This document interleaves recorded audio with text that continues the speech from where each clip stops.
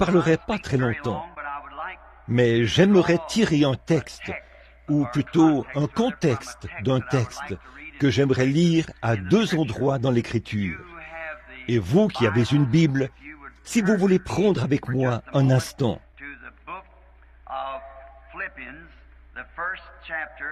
l'Épître aux Philippiens, au chapitre 1, et le verset 20 du chapitre 1 de Philippiens.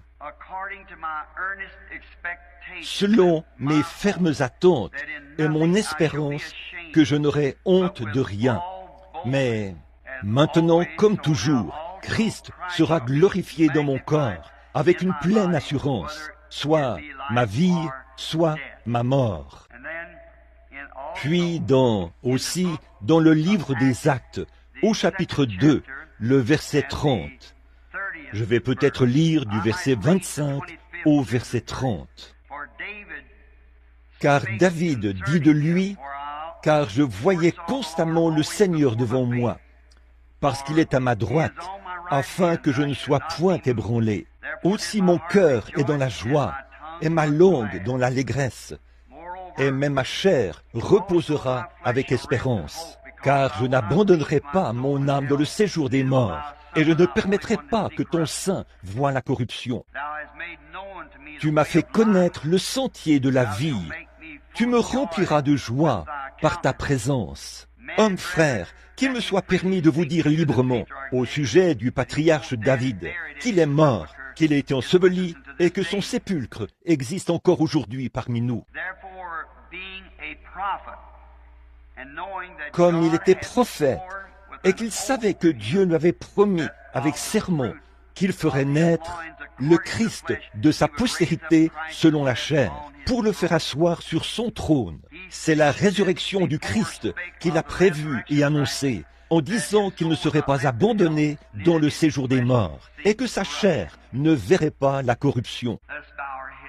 Courbons la tête un instant pour prier. Notre Père céleste, nous te sommes reconnaissants pour ta miséricorde. Et Seigneur, c'est vraiment la raison pour laquelle nous sommes ici ce soir, pour demander miséricorde. Nous ne demanderions pas ceci si nous n'avions pas la foi pour croire que cela nous serait accordé. Des hommes ont traversé le pays en avion, et partout, des prières montent vers toi, afin que la vie de ceux pour qui nous intercédons avec instance ce soir soit épargnée. Seigneur, nous demandons de la force pour les mères et les pères de ces jeunes. Et d'après ce que nous comprenons, ce jeune homme t'a donné sa vie et il veut te servir. Et comme nous avons entendu l'un des orateurs dire qu'il voulait devenir ministre de l'Évangile, je te prie, ô Dieu, d'accorder cette possibilité au jeune homme. Pardonne-nous nos péchés, purifie nos cœurs des mauvaises pensées et de tout obstacle devant nous qui empêcherait notre prière pour ces gens d'être exaucés. Comme nous avons lu ta parole, nous savons que les cieux et la terre passeront, mais ta parole ne faillira pas. Nous te prions de nous donner, par le Saint-Esprit, le contexte qu'il faudrait, qui serait ta volonté divine dans ce cas-ci. Maintenant, alors que nous avons entendu l'avocat et bien d'autres parler, et nous prions que nous trouvions ce qu'il faut faire ensuite. Quel est le prochain pas que nous devons faire? Seigneur, nous sommes ici pour le faire. Dévoile-le-nous, Seigneur, par ta parole, car nous le demandons au nom de ton Fils, le Seigneur Jésus. Amen. Nous avons lu ces quelques versets, et je me rends compte que l'occasion est importante, parce que c'est préoccupant. Je me disais, quand j'en ai entendu parler et que j'ai reçu le télégramme de cette mère, et si c'était mon fils assis dans ce couloir de la mort, ou ma fille, et nous voulons faire tout ce que nous pouvons pour cette situation. Alors certains diront peut-être, eh bien, ce n'était qu'un tout petit bout de la parole que vous avez lu, frère Branham. Eh bien, c'est peut-être vrai aussi. Mais voyez-vous, ce n'est pas la taille ou le nombre de mots, c'est ce que ça signifie. C'est simplement ce dont il s'agit, c'est la promesse de Dieu. Et je veux tirer de ce soir, de ce sujet de ce soir, ou un sujet de ceci, un absolu. J'ai choisi ce sujet tout à l'heure, assis dans ma chambre de motel, parce que je pense que maintenant, nous avons besoin de quelque chose de positif, d'un absolu, sur lequel nous pouvons nous appuyer et savoir que c'est la vérité. Dans un moment critique comme celui-ci, nous devons avoir quelque chose et être absolument certains que cette chose est la vérité, quelque chose sur lequel nous pouvons nous appuyer pour savoir comment avance l'affaire. Or, d'après Webster, un absolu en soi, c'est illimité en puissance. Et c'est essentiellement un point de référence final. Et un point de référence final est un amen. Il est l'absolu, comme ce qui... Il est la fin, il est tout. Or, chaque grande réalisation de ce monde a été attachée à un certain absolu. On ne peut rien accomplir si on n'a pas quelque chose sur quoi s'appuyer. Quand un jeune homme compte épouser une jeune femme, il doit connaître le caractère de cette jeune femme, ou la jeune femme connaître le caractère du jeune homme. Quelque chose sur quoi elle peut s'appuyer. Est-ce que cet homme sera un homme juste? Est-ce qu'il sera pour moi le mari qu'il me faut? Est-ce que cette femme m'apportera dans la vie ce que j'attends d'elle, la loyauté et tout? Et donc, ça doit être quelque chose sur lequel ils s'appuieront pour faire leur vœu, sachant que ce sera quelque chose qui tiendra. Et c'est pour ça que nous les amenons devant l'Église et devant la parole de Dieu, pour fixer solidement cet absolu. Or, Paul, ici, comme nous le voyons, il avait un absolu sur lequel il s'est appuyé toute sa vie, après sa conversion. C'était une vie centrée sur Christ. Et quel endroit pour avoir un absolu, une vie centrée sur Christ. C'était une vie différente de celle qu'il avait vécue à un certain moment, car il a dit, la vie que je vis maintenant, qui était différente de celle qu'il avait vécue. Et à un moment donné, Paul a vécu cette expérience qui l'a amené à cette décision. En effet, Paul était un grand homme puissant parmi les Juifs et un grand théologien, mais il n'était pas très sûr de sa position. Mais un jour, en route vers Damas, une lumière, une colonne de feu est descendue du ciel. Et Paul, qui était juif, savait que cette lumière, cette colonne de feu, avait été la chose qui avait... le Dieu qui avait conduit son peuple hors d'Égypte. Ils avaient suivi cette colonne de feu. Alors, comme il était juif, il lui a tout de suite dit, « Seigneur, qui es-tu » Il l'a reconnu comme Seigneur. Mais, « Qui es-tu » Et la voix est sortie de la colonne de feu. « Je suis Jésus. » Et il te serait dur de regimber contre les aiguillons. À partir de ce moment-là, Paul a su que le Jéhovah de l'Ancien Testament était Jésus du Nouveau. Et il avait quelque chose sur lequel il pouvait s'appuyer. Et c'est ainsi qu'il a pu écrire cette glorieuse épître aux Hébreux. Maintenant, si dans votre vie, vous avez un absolu, vous faites des choses que vous ne feriez pas habituellement, surtout si vous avez une vie centrée sur Dieu. Une vie centrée sur Dieu fait faire à une personne des choses qu'elle ne ferait pas habituellement, des choses très bizarres, étranges. Pourquoi la vie d'un chrétien est-elle si bizarre et étrange? C'est parce qu'il regarde à la parole de Dieu, qui est presque étrangère au monde aujourd'hui. Bon, nous avons des églises, et nous avons des organisations, et nous avons de la religion. Oh, beaucoup de ces choses, partout dans le monde. Au cours des 7 fois où j'ai fait le tour du monde, depuis que j'étais ici avec vous à Houston, j'ai acquis beaucoup de connaissances sur les dieux et les religions de ce monde. Mais ce n'est pas de cela que je parle. Je parle d'un absolu rattaché à Christ. Alors, ça fait de vous une personne bizarre. Vous faites des choses bizarres. Votre pensée est complètement différente de la pensée que vous aviez auparavant, parce que vous avez trouvé quelque chose, que vous avez ancré votre foi en quelqu'un qui a créé les cieux et la terre, que sa parole elle-même est créatrice, un Dieu qui a créé le monde par la parole, et il n'y a rien qui soit trop difficile pour lui. Donc, ça fait de vous quelqu'un qui peut lui-même créer, parce que vous prenez ses paroles. Et une parole est une pensée exprimée. Or, Paul en était arrivé là, au point où il n'avait pas du tout une expérience théologique, mais il avait eu un témoignage personnel. Il avait rencontré Dieu, et il savait qu'il avait été appelé par Dieu. Et personne n'avait besoin de lui dire quoi que ce soit à ce sujet.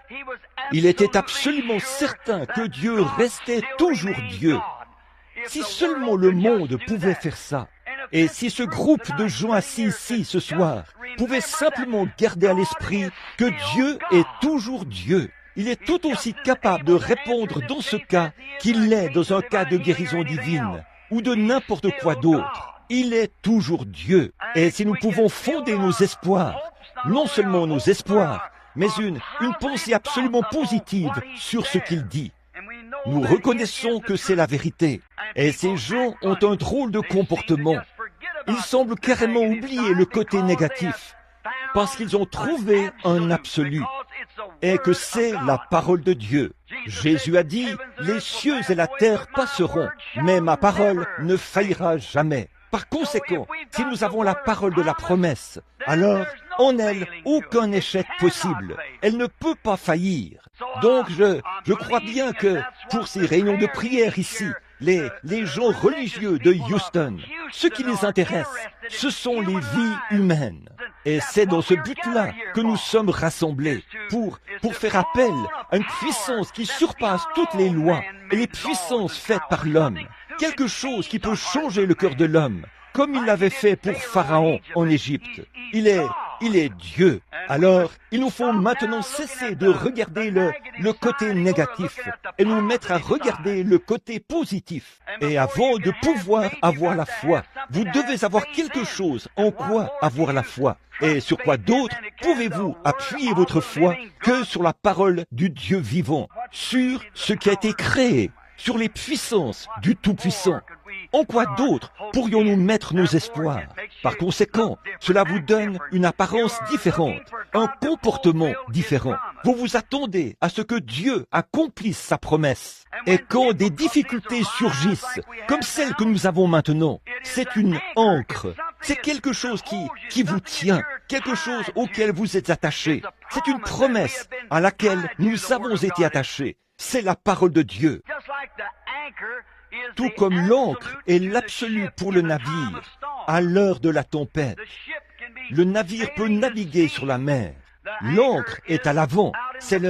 Elle est suspendue là. Vous qui êtes ici à Houston, si près de la mer, vous voyez arriver les bateaux. Et pourquoi porter l'énorme supplément de poids de cette grande ancre puissante?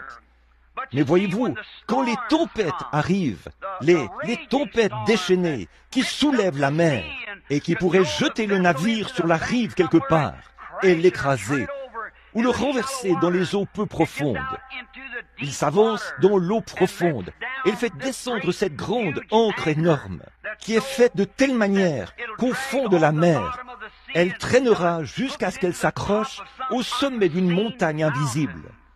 Alors, que ces tempêtes se déchaînent si elles le veulent.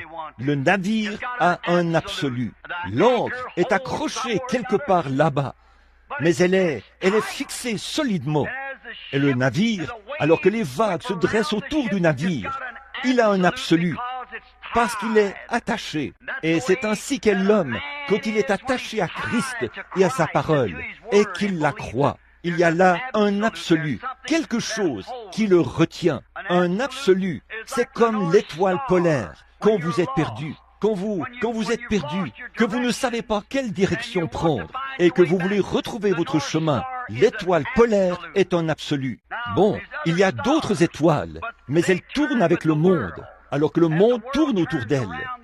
Il tourne et s'éloigne d'elle. Et là, saviez-vous, la même étoile du matin est aussi l'étoile du soir, parce que le monde a simplement tourné. Mais il y a une étoile qui ne bouge pas, et elle est directement au centre par rapport à la Terre. Et donc là, c'est une étoile sûre. Si vous connaissez l'étoile polaire, vous pouvez toujours retrouver votre chemin. Mais, oh là, quand un homme est perdu et qu'il ne sait pas quelle direction prendre, maintenant, je connais une étoile. Oh, c'est plus qu'une étoile polaire.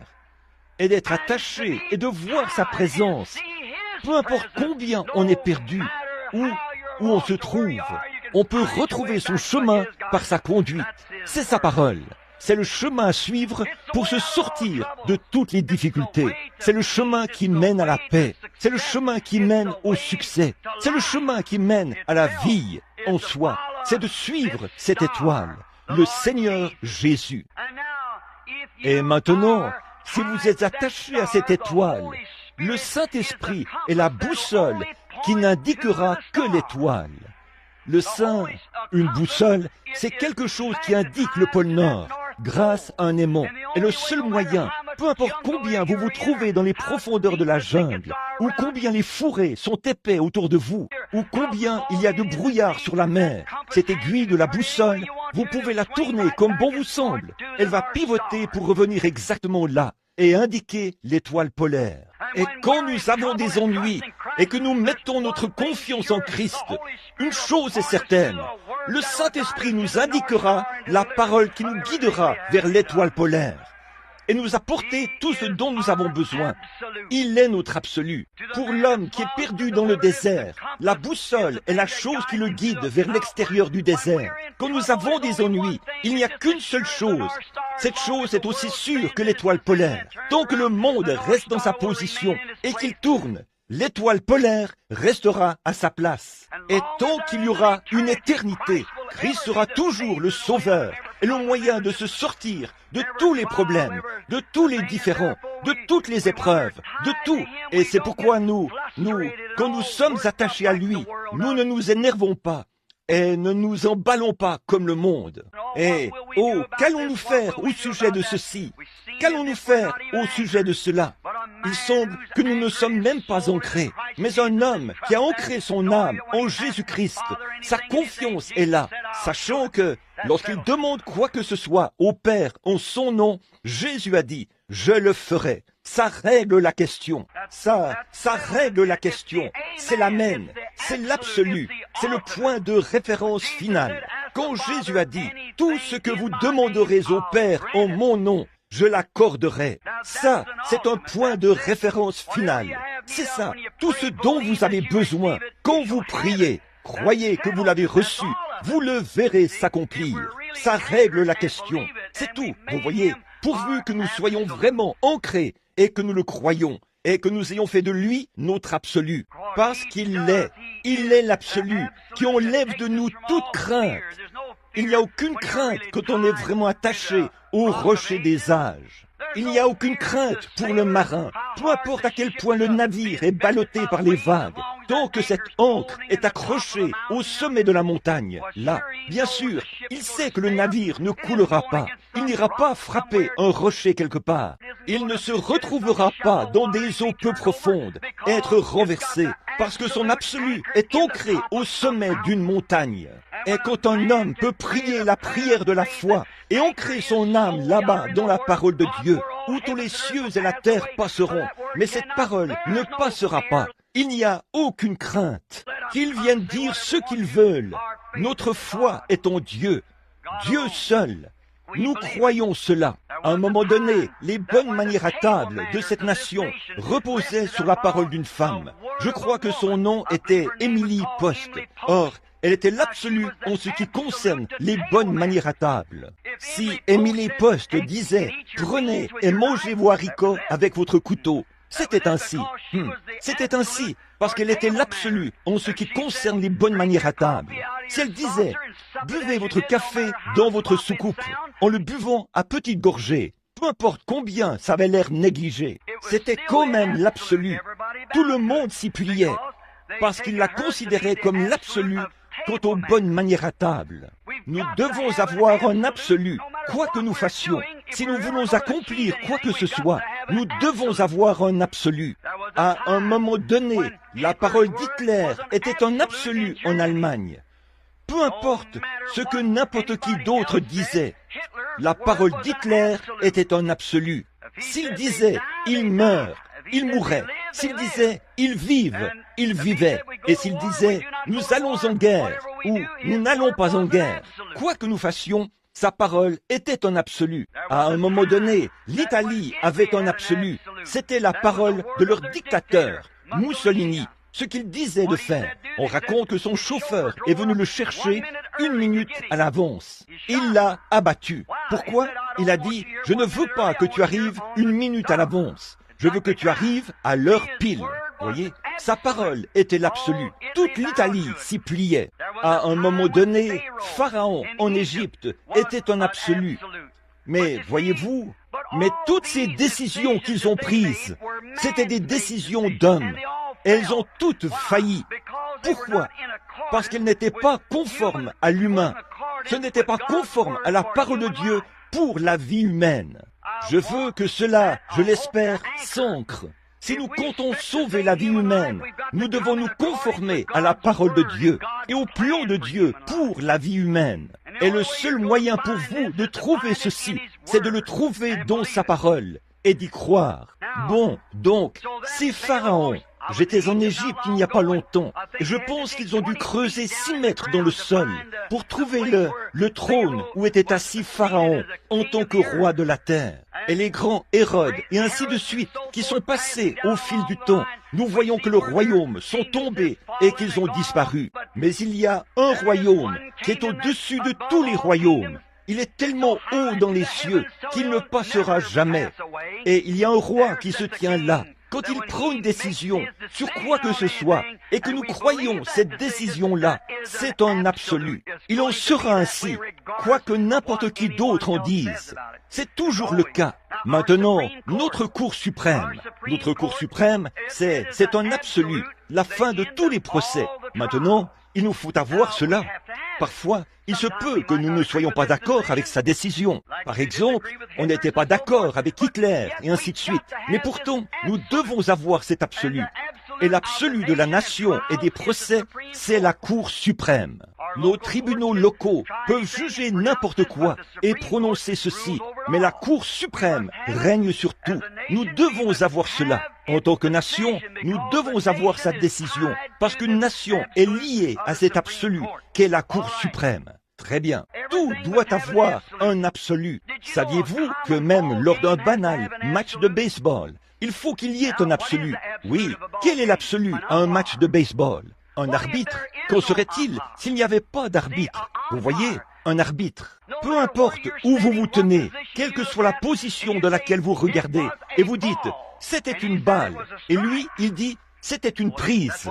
Eh bien, voilà ce que c'était. C'était une prise. Pourquoi? Parce que sa parole, peu importe ce qu'on dit dans les gradins, ce que quelqu'un d'autre dit, c'est une prise, parce qu'il a déclaré que c'était une prise. Et il est l'arbitre. Eh bien, qu'en serait-il s'il n'y avait pas d'arbitre? Il y aurait tellement d'histoires, et ce serait le chaos total, tellement qu'on ne pourrait pas jouer le match de baseball. Par conséquent, il faut avoir un absolu pour jouer un match de baseball. Il doit en être ainsi. Eh bien, il faut qu'il y ait un absolu, un feu de circulation. Un feu de circulation est un absolu, plutôt, pour la circulation. Qu'en serait-il s'il n'y avait pas de feu de circulation? Ou qu'en serait-il si le feu de circulation ne fonctionnait pas et que vous descendiez la rue à toute vitesse? Et un homme arriverait de ce côté-ci et il dirait « Bon, j'étais ici le premier, il faut que je traverse. » L'autre dirait « Je suis en retard au travail, parlez-moi d'un embouteillage. » vous en auriez un, c'est certain. Mais vous voyez, c'est le feu de circulation qui règle la question. C'est l'absolu. Si le feu est vert, allez-y. S'il est rouge, arrêtez-vous. S'il n'y avait pas de feu de circulation, alors nous aurions des embouteillages. Et c'est là le problème de la foi chrétienne aujourd'hui. Nous avons trop d'embouteillages. Chacun fait son propre absolu, alors que nous avons un seul absolu, et c'est la parole du Dieu vivant. Ça règle la question pour toujours. Peu importe ce que n'importe qui d'autre dit. C'en est presque au même point qu'au temps des juges. Chacun a son propre absolu. Mais tout cela faillit, comme les pharaons et ainsi de suite. Mais l'absolu de Dieu, c'est sa parole. Il l'a donnée, et les cieux et la terre passeront, mais elle ne passera jamais. J'aime ça. Maintenant, nous n'avons pas beaucoup de temps. Alors prenons quelques instants pour parler de quelques personnes qui ont été dans une situation critique et des moments où la mort était proche, comme la situation devant laquelle nous nous trouvons ici ce soir. Et ils ont pris un absolu. Ayons un entretien avec quelques-uns d'entre eux. Reprenons une vieille histoire que nous connaissons tous, à l'époque où le péché abondait dans le monde, au point que Dieu en avait assez, et le monde allait être détruit. Et Dieu a donné un absolu à Noé. C'était sa parole. Et peu importe, cet absolu, c'était pour le salut des gens. Noé savait que le monde allait mourir. Et Dieu lui a donné l'absolu, et c'était sa parole, là, pour sauver son peuple de la mort. Maintenant, quel était l'absolu pour sauver les gens de la mort à l'époque de Noé? C'était la parole de Dieu. C'était l'absolu, peu importe ce que n'importe qui d'autre disait, ce que la science disait. Il n'y a pas de pluie là-haut. Nous pouvons atteindre la lune avec nos instruments. Il n'y a pas de pluie là-bas. Comment pourrait-il y avoir de la pluie qui tombe? Si Dieu a dit qu'il tomberait de la pluie, Dieu peut mettre de la pluie dans les cieux, s'il l'a dit. Noé vaquait à ses occupations, serein, et il préparait une arche pour le salut des gens. En effet, il y avait un absolu qui avait été donné aux gens. Ils seraient sauvés s'ils suivaient la voie pourvue par Dieu. C'est absolu. Alors parfois, après que nous avons accepté l'absolu, j'aimerais dire ceci à cause des parents de ces enfants, ce que je veux vous dire dans un instant. Maintenant, si, parfois, quand nous l'avons accepté, nous sommes mis à l'épreuve pour voir si nous y croyons vraiment. Dieu fait généralement cela. Et Dieu agit. Il ne peut pas changer son programme, parce que sa parole, c'est lui-même. Au commencement était la parole, et la parole était avec Dieu, et la parole était Dieu. Et la parole a été faite chair, et elle a habité parmi nous, le même hier, aujourd'hui et éternellement. Donc, c'est toujours Dieu. Quand il est appelé sur une scène pour agir, la décision qu'il prend, il doit toujours s'en tenir à cette décision. Il ne peut pas la changer, parce qu'il est infini. En effet, moi, je peux changer ma décision. Vous le pouvez, parce que nous sommes limités. Par conséquent, nous commettons des erreurs. Mais Dieu ne peut pas changer sa décision, parce qu'il est infini. Et sa décision est parfaite, toujours. Il ne peut pas dire, je me suis trompé ici, et je vais changer ma décision, parce que ça montrerait que Dieu peut changer. Et Dieu ne peut pas changer, et sa parole ne peut pas changer non plus. Il est le même, toujours. Alors Dieu a mis Noé à l'épreuve, après qu'il a accepté son absolu. Noé est entré dans l'arche. Dieu a fermé la porte derrière lui. Ils ont sans doute dit, maintenant, demain matin, il y aura des nuages noirs, et il y aura du tonnerre et des éclairs, et la pluie tombera. Mais vous savez, le lendemain, le soleil s'est levé, toujours aussi éclatant. J'imagine que les croyants frontaliers ont dit, nous allons aller là-bas. Le vieil homme avait peut-être raison à ce sujet. Alors, peut-être que la science avait tort, qu'il pourrait y avoir de la pluie là-haut. Mais souvenez-vous, il n'avait jamais plu. Mais le deuxième jour, le soleil brillait toujours autant. Le troisième, le quatrième, le cinquième, le sixième, et même jusqu'au septième jour. Mais Noé était monté à l'étage supérieur pour pouvoir observer les cieux. Et ce septième matin, quand est arrivée l'heure où les gens avaient refusé l'absolu de Dieu, sa voie pourvue pour le salut, pour sauver la vie des gens. La pluie s'est mise à tomber et les égouts se sont remplis et le bateau s'est mis à monter et il a conduit Noé et les autres en lieu sûr. Bien sûr, parce qu'ils mettaient leur confiance dans la parole de Dieu, l'absolu, la parole de la promesse de Dieu. Peu importe combien cela semble terrible et combien cela devient sombre, croyez quand même à votre absolu. Moïse, eh bien, il avait essayé de sauver la vie de ces pauvres Hébreux.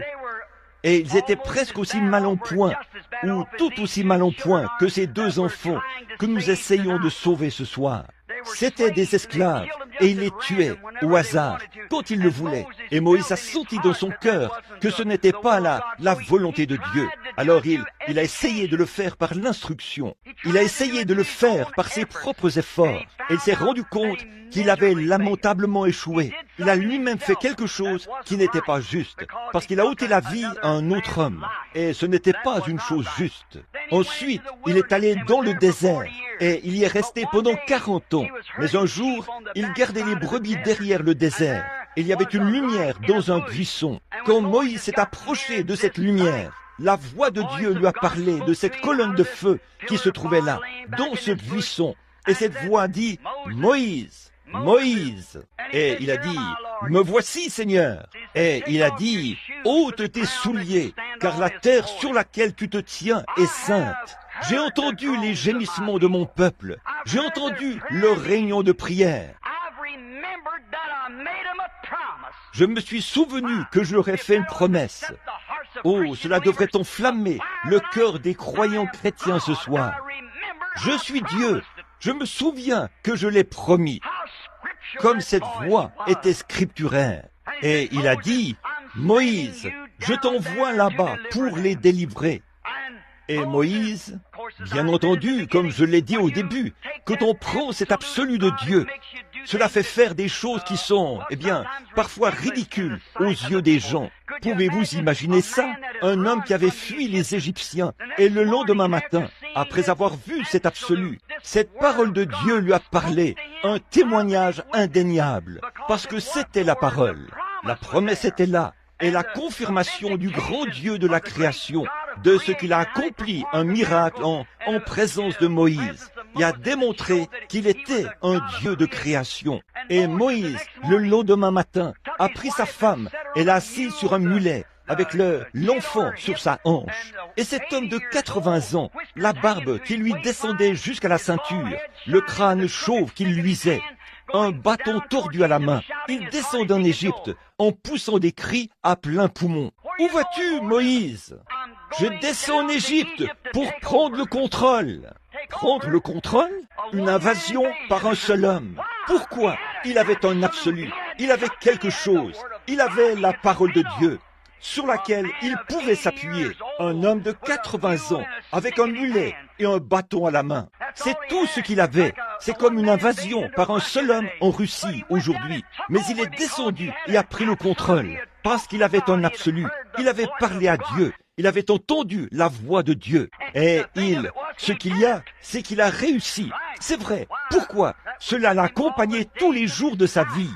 C'était un absolu. Aucun homme n'a le droit de monter aux chairs pour prêcher l'évangile, à moins d'avoir lui-même foulé ces sables sacrés, où aucun agnostique, ni aucun incroyant ne pourra jamais déprécier par ses explications le surnaturel de Dieu. Jésus n'a pas permis à ses disciples de prêcher, peu importe combien ils le connaissaient bien. Ils devaient aller dans la ville de Jérusalem, attendre là, jusqu'à ce qu'ils soient revêtus de la puissance d'en haut. Il faut qu'ils aient cette expérience-là.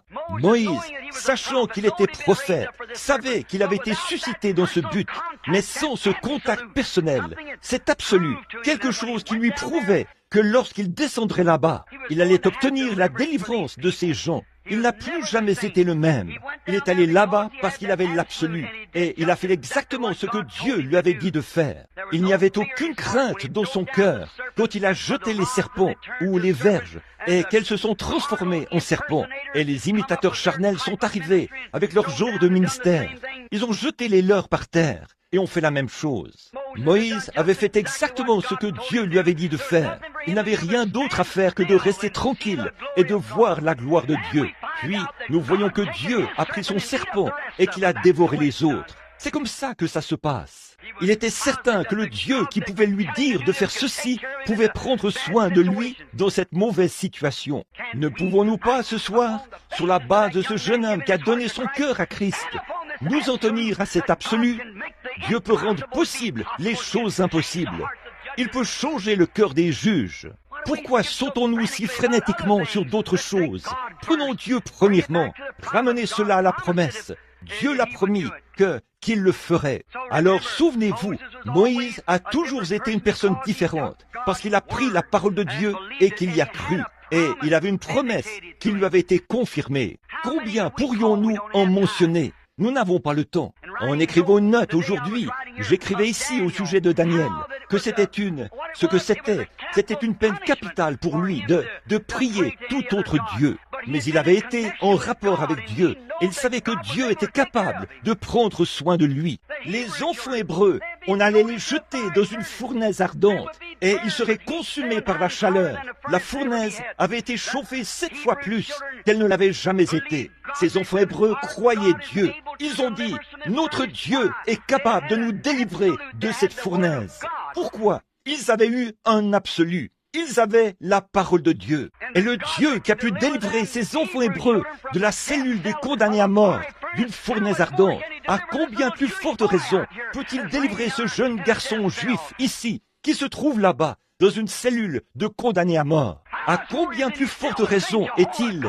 Et il est toujours le même Dieu, Jéhovah, qu'il a toujours été. Nous, comme l'apôtre Paul, nous pouvons nous rendre compte que ce même Dieu vit aujourd'hui, hier, aujourd'hui, est éternellement le même. Alors les chrétiens peuvent tenir la main immuable de Dieu et changer toute la situation. La prière change les choses. C'est ce que nous voulons faire. Que pouvons-nous dire au sujet de Josué? Comment va-t-il traverser le Jourdain? Il semble que Dieu était un étrange militaire, en plein mois d'avril, quand le niveau de l'eau était haut comme ça. Mais il a dit à Josué, prends l'arche et va de l'avant. C'est tout ce qu'il avait à faire. Dieu a fait reculer le Jourdain et fait un chemin de terre sèche. Et ils ont traversé et ont été délivrés. Ce que c'était. Ce n'est pas étonnant que Josué ait dit, « Moi et ma maison, nous servirons l'Éternel. » Comme David, ce grand patriarche, comme nous aimerions parler de lui, nous n'avons pas le temps. Mais, et bien des fois, comme nous avons entendu quelqu'un il y a quelques instants, parler de David et de son péché. Mais quand tout cela a été pardonné, et quand il s'apprêtait à aller au combat, et nous appelons ça dans le monde une situation difficile, et que l'opposition était forte, David était couché là, sous l'arbre, et il passait un moment pénible, jusqu'à ce qu'il entende le bruit passer dans les mûriers. Alors là, c'était différent. David s'est levé et est allé de l'avant parce qu'il avait un absolu. Il savait que c'était Dieu qui marchait devant lui. Ne pouvons-nous pas faire une prière de la foi qui enverra Dieu vers ce comité de probation là-bas? Bien sûr que nous le pouvons. Nous croyons que nous le pouvons si nous nous appuyons sur cet absolu. Comme Abraham appelait les choses qui n'étaient point comme celles étaient, parce qu'il avait une promesse absolue de Dieu, que Dieu allait lui donner un enfant par Sarah. Et alors qu'elle avait 100 ans, c'était lui plutôt, et qu'elle en avait 90, il ne douta toujours pas, par incrédulité, au sujet de la promesse de Dieu. Mais il fut fortifié, donnant la louange à Dieu. Et nous prétendons être les enfants d'Abraham.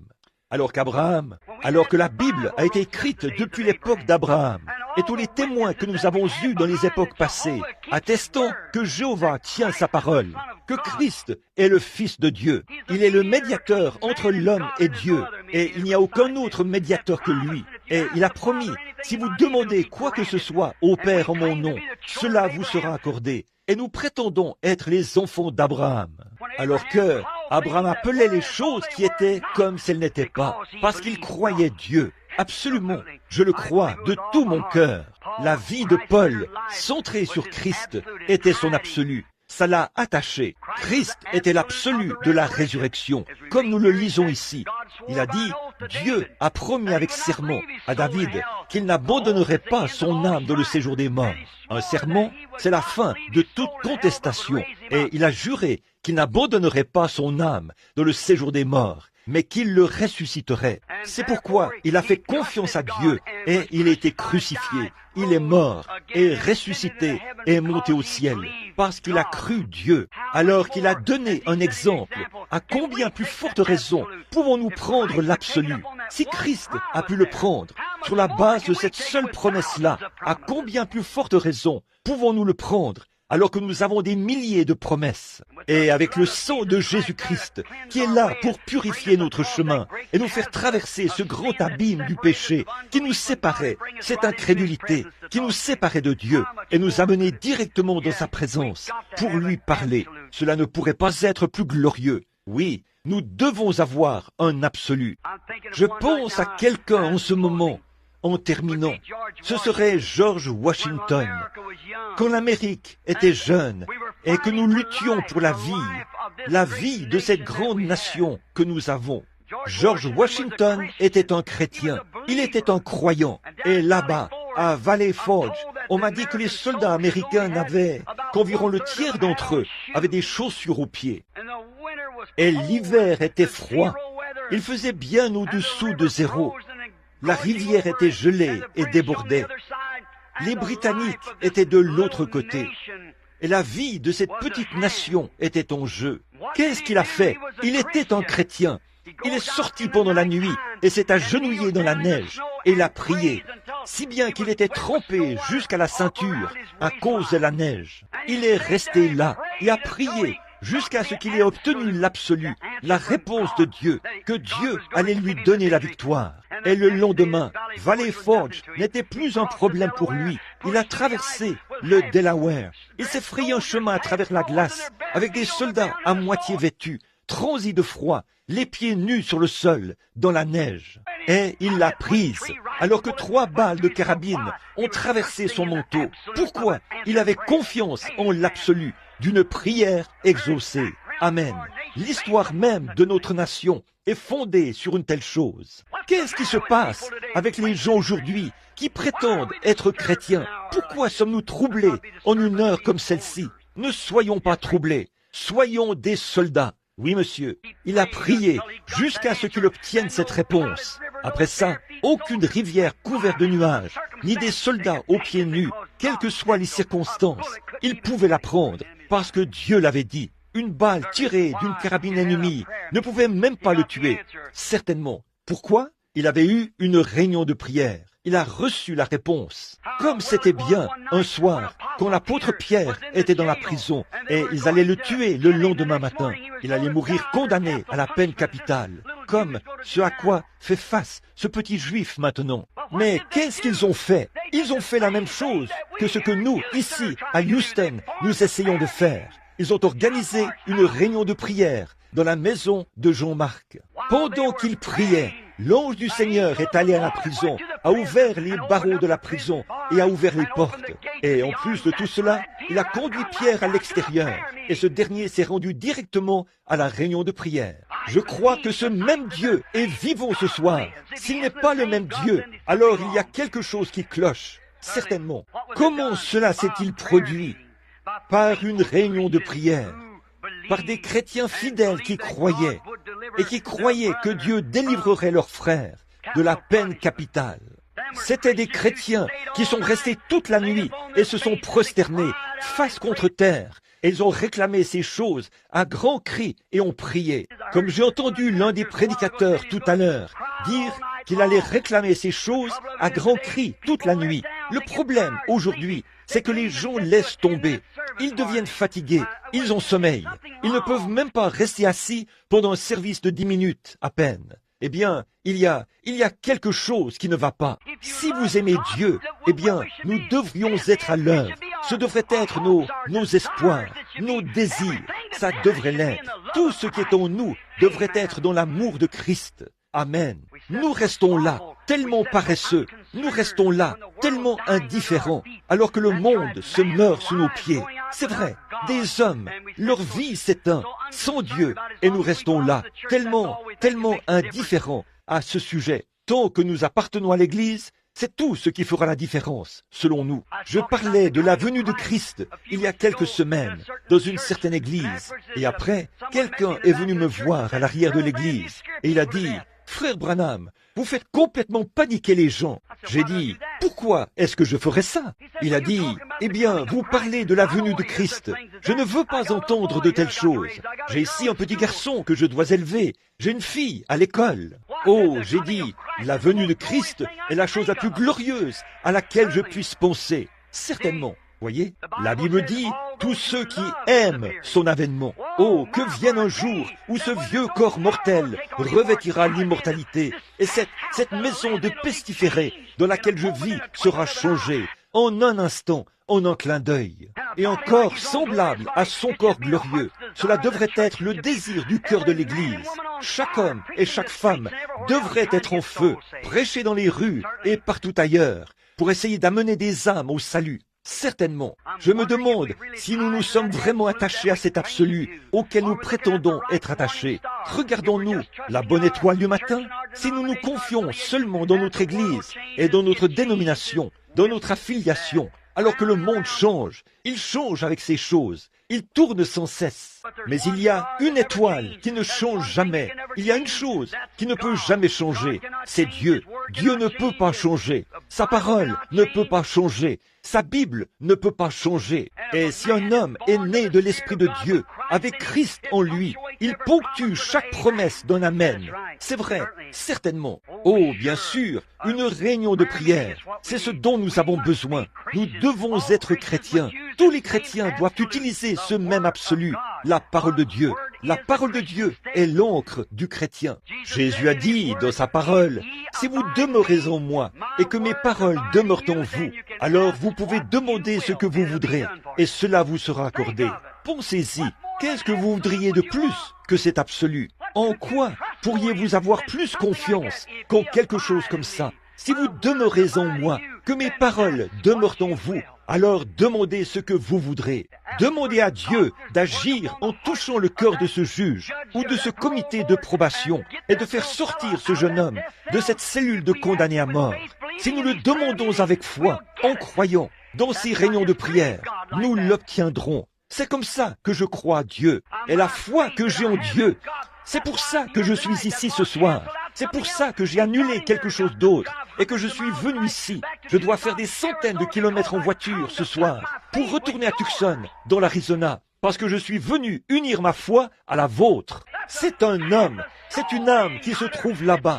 C'est quelqu'un qui est dans le besoin. Et nous, les chrétiens, nous devons prendre conscience d'une réalité, de la vraie foi authentique. Attachez cela à la parole de Dieu et plaidez pour cette promesse. Oui, monsieur, oh là là, si vous demeurez en moi et que ma parole demeure en vous, demandez ce que vous voudrez. Et aussi, si le peuple qui est appelé de mon nom se rassemble et prie, alors je l'exaucerai des cieux.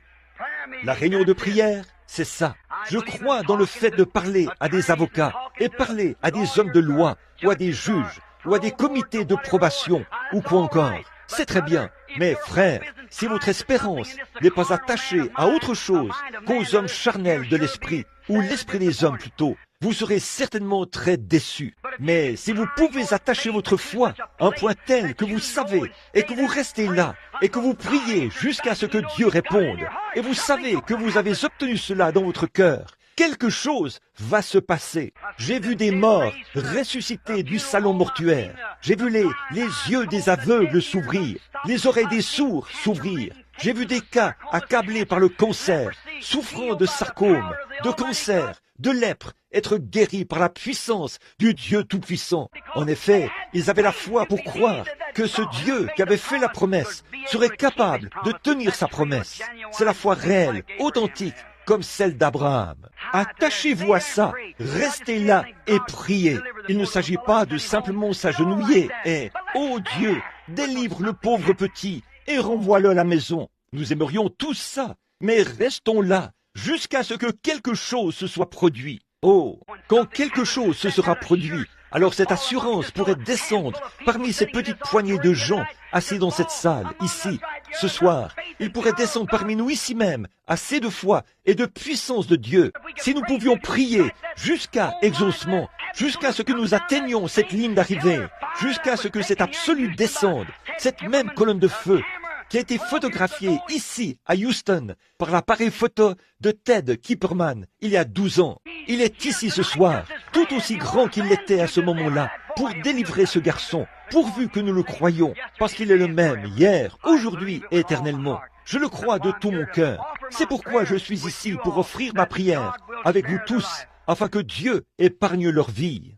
Alors, si vous pouviez prier jusqu'à exaucement, jusqu'à ce que vous receviez une réponse, que vous receviez l'assurance, comme Washington l'avait, comme Jean-Marc l'avait, comme Daniel l'avait, comme Moïse l'avait, jusqu'à ce que vous ayez un absolu, quelque chose auquel vous savez que vous pouvez vous ancrer.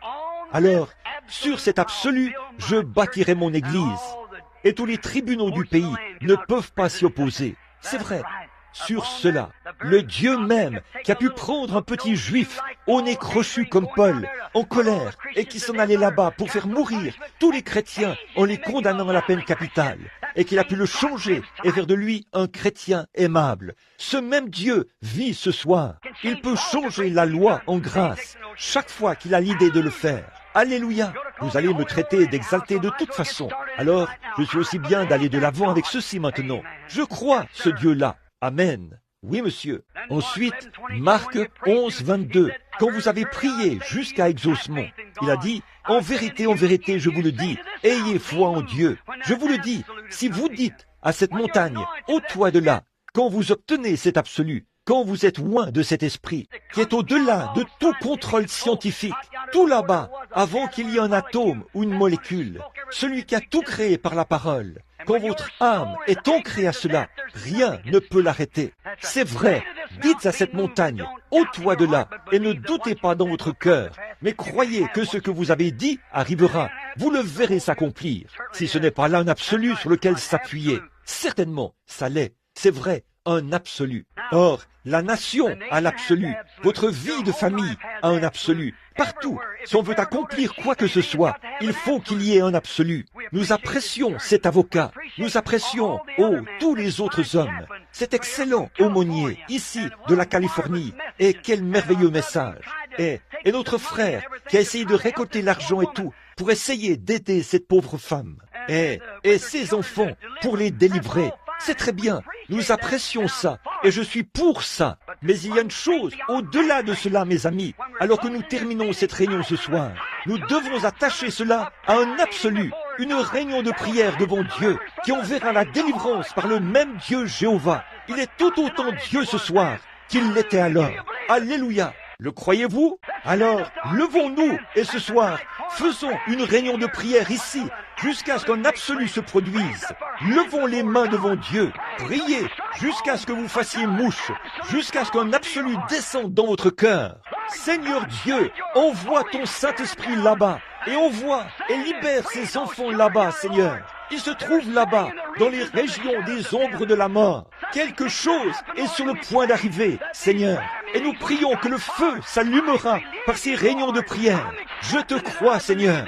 Je l'accepte et je crois que tu délivreras ces enfants. Accorde-le, Dieu Tout-Puissant. Nous, ton Église, nous le demandons par Jésus-Christ. Amen.